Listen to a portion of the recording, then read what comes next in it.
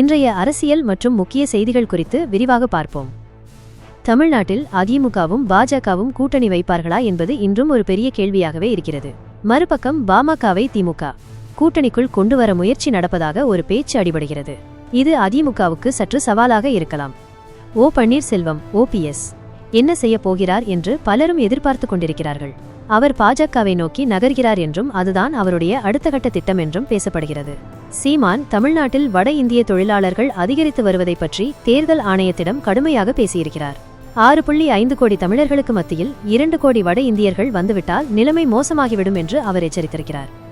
முதலமைச்சர் மு.க. ஸ்டாலின் இன்று நலம் காக்கும் மருத்துவ முகாம்களை தொடங்கி வைக்கிறார்.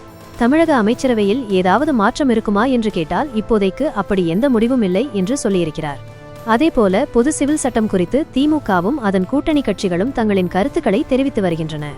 இது பாஜகவின் முடிவுக்கு பதிலடி கொடுக்கும் வகையில் அமையலாம்.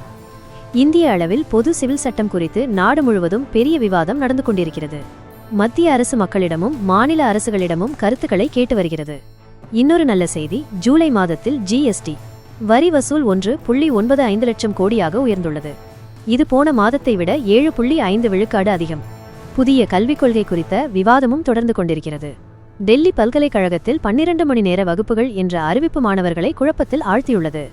திமுக முன்னாள் முதலமைச்சர் கலைஞரின் நூற்றாண்டு விழாவை தமிழகம் முழுவதும் சிறப்பாக கொண்டாடி வருகிறது. மேலும் கூகுள் மேப் காட்டிய வழியில் சென்ற கார் விபத்தில் சிக்கியிருக்கிறது. இதுபோன்ற சம்பவங்கள் சாலை பாதுகாப்பின் முக்கியத்துவத்தை நமக்கு உணர்த்துகின்றன.